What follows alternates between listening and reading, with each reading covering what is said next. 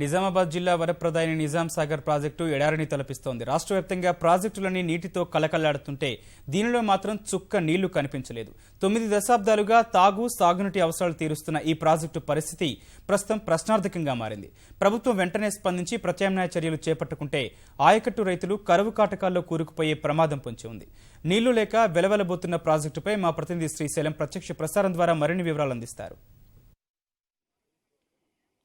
నిజామాబాద్ జిల్లాకు ఆత్మగా భావించే నిజాం సాగర్ ప్రాజెక్టు నీళ్లు లేక వెలవెలబోతోంది. గత కొన్ని సంవత్సరాలుగా ఇక్కడి జిల్లా రైతాంగానితో పాటు తాగునీటి అవసరాలు తీరుస్తున్నటువంటి ఈ ప్రాజెక్టు ప్రస్తుతం నీళ్ళు లేక పూర్తిగా ఎండిపోయింది. ప్రస్తుతం మనం నిజాం సాగర్ ప్రాజెక్టులో ఉన్నాం. ఈ ప్రాజెక్టు దాదాపు 9 దశాబ్దాల పాటు నిజామాబాద్ జిల్లాలోని రైతులందరికీ కూడా అవసరాలు తీర్చింది. 2.5 లక్షల ఎకరాల ఆయకట్టు ఉన్నటువంటి ఈ ప్రాజెక్టు అవసరాలు తీరుస్తూ జిల్లాలోని రైతాంగానికి కూడా ఆసరాగా నిలిచింది. గత కొన్ని సంవత్సరాలుగా 3 ఏళ్ల నుంచి ఈ ప్రాజెక్టు దుస్థితి కన్నీరు పెట్టిస్తోంది. రైతాంగం దిక్కుతోచని పరిస్థితిలో పడిపోయారు. ఒక చుక్క నీరు కూడా చేరేటువంటి పరిస్థితి లేకపోవడంతో రైతాంగం అంతా కూడా అగమ్య గోచరం పరిస్థితిలో పడిపోయారు. ఈ సంవత్సరం కూడా ఈ ఆయకట్టు రైతులు సాగు చేయలేక ప్రత్యామ్నాయ పంటలకు పోలేక తీవ్ర ఇబ్బందులు పడుతున్నారని చెప్పొచ్చు. దాదాపు 1923 నుంచి 31 వరకు నిర్మాణం సాగించినటువంటి ప్రాజెక్టు అప్పటి నుంచి కూడా ఈ జిల్లా రైతాంగానికి సాగునీటి అవసరాలు తీరుస్తుంది. ఆ తర్వాత దాదాపు 9 దశాబ్దాలుగా ఈ ప్రాజెక్టు ఈ నిజామాబాద్ జిల్లాకు కీలకంగా మారింది. ఇటు తాగునీటి అవసరాలతో పాటు ఈ ఎల్లారెడ్డి, బాన్సువాడ, జుక్కల్, అదేవిధంగా బాల్కొండ నియోజకవర్గంలోని రైతాంగానికి సాగునీటి అవసరాలు తీరుస్తుంది. మొదట 27 టీఎంసీల సామర్థ్యంతో ఈ ప్రాజెక్ట్ నిర్మించినప్పటికీ కూడా పూడిక సమస్యతో ప్రస్తుతం 17 టీఎంసీలకు చేరుకుంది. గత 3 ఏళ్లుగా 17 టీఎంసీల సామర్థ్యం ఉన్నటువంటి ఈ ప్రాజెక్టు కనీసం ఒక 5 టీఎంసీల పరిధిలో కూడా నీరు చేరని పరిస్థితి నెలకొంది. మొత్తంగా డెడ్ స్టోరేజీకి నీటి నిల్వ అనేది పడిపోయింది.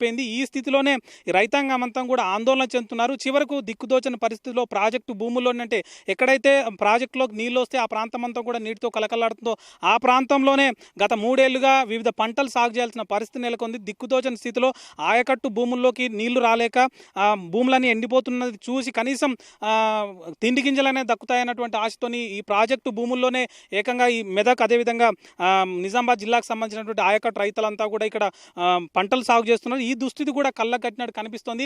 ఎటువైపు చూసినా కూడా చిన్న చిన్న బండరాళ్ళు, అదేవిధంగా ముళ్ళ కంపలు తప్ప ఏమీ నీళ్లు కనిపించిన పరిస్థితి నెలకొంది. 9 దశాబ్దాల పాటు ఈ నిజామాబాద్ జిల్లాకు ఇది ఆత్మగా పనిచేసింది. కానీ ప్రస్తుతం ఎలాంటి దుస్థితిలో మనం చూస్తే కనిపిస్తుంది, బండరాలు తప్ప ఇంకోటి కనిపించని పరిస్థితి ఉంది. అయితే దీనికి ప్రత్యామ్నాయంగా ఎగువ ప్రాంతంలో అనేక ప్రాజెక్టు నిర్మించడంతో ఈ ప్రాజెక్టు ఈ దుస్థితి చేరుతుందని చెప్తున్నారు. రైతాంగం అంతా కూడా మొదటి నుంచి అంటే కర్ణాటక, మహారాష్ట్ర ఈ 2 రాష్ట్రాల్లో కూడా 47 ప్రాజెక్టులు ఎగువ ప్రాంతంలో నిర్మించారు. మెదక్ జిల్లాలో కూడా దీనికి బ్యాలెన్సింగ్ రిజర్వాయర్గా ఉంటుందని ఆశతోని మెదక్ జిల్లాలో సింగిల్ ప్రాజెక్ట్ నిర్మించారు. అయితే ఇప్పుడు మొత్తానికి ఆ ప్రాజెక్టులో కూడా నీళ్లు లేక ఈ 47 ప్రాజెక్టులను దాటుకొని ఈ నిజాం సాగర్ ప్రాజెక్టులు నీళ్ళు వచ్చే పరిస్థితి లేదని ఇక తెలుస్తోంది. అందుకోసమే తెలంగాణ ప్రభుత్వం వచ్చిన తర్వాత దీనికి ప్రత్యామ్నాయ వనరుగా ఉంటుందని మల్లన్న సాగర్ ప్రాజెక్టు చేపట్టిన పరిస్థితి కనిపిస్తుంది. అయితే ఆ ప్రాజెక్టులో నింపిన తర్వాత అక్కడ నుంచి నిజాం సాగర్లకు ఎత్తిపోస్తే దీని నుంచి నిజామాబాద్ జిల్లా మొత్తాన్ని కూడా తాగునీటితో పాటు సాగునీటి అవసరాలు తీరుస్తుందని భావించారు. అయితే ప్రస్తుతం ఇదే ఉద్దేశంతో తెలంగాణ రాష్ట్ర ప్రభుత్వం ముందుకు రాగా ప్రతిపక్షాలన్నీ కూడా అడ్డం పడుతున్నాయి. ప్రాజెక్టులో అంటే మల్లన్న సాగర్ సాధ్యం ఎలా నిర్మిస్తారంటూ కూడా వాళ్ళు ఆందోళన చేశారు. అయితే ఇది కోర్టులో ఈ వివాదం నడుస్తుంది. ప్రస్తుతం మాత్రం తెరాస వర్గాలన్నీ కూడా ఈ మల్లన్న సాగర్ ప్రాజెక్టు సాధించేందుకు సాధన సమితి ఏర్పాటు చేసుకున్నారు. నిజాం సాగర్ ప్రాజెక్టులో ఈరోజు భారీ బహిరంగ సభ కూడా ఏర్పాటు చేశారు. అయితే ఈ సభ ద్వారా రైతాంగం పడుతున్నటువంటి కష్టాలను, ఈ ప్రాజెక్టు మల్లన్న సాగర్ నిర్మించడం ద్వారా నిజాం సాగర్లోకి నీరు తీసుకొచ్చేటువంటి అంశాన్ని వివరించేందుకు ఈ సభ ఏర్పాటు చేస్తున్నారు. మరోవైపు రైతాంగం అంతా కూడా ఆందోళన చెందుతున్నారు. మరోవైపు ప్రాజెక్టులో నీళ్లు లేకుంటే మరికొన్ని సంవత్సరాలు ఇదే పరిస్థితి కొనసాగితే ఇప్పటికే 3 ఏళ్ల నుంచి ఇబ్బందులు పడుతున్నాం. మరికొన్ని ఏళ్ళు ఇదే కొనసాగితే తాము కరువు కాటకాలు ఎదుర్కోక తప్పదని కూడా వారు చెప్తున్నారు. ప్రస్తుతం ఈ ఆయకట్టుకు సంబంధించినటువంటి కొంతమంది రైతులు మనతో ఉన్నారు. నీటి యాజమాన్య సంఘం గంగారెడ్డి గారు మనతో ఉన్నారు. ఆయనతో మాట్లాడి మరిన్ని తెలుసుకుందాం.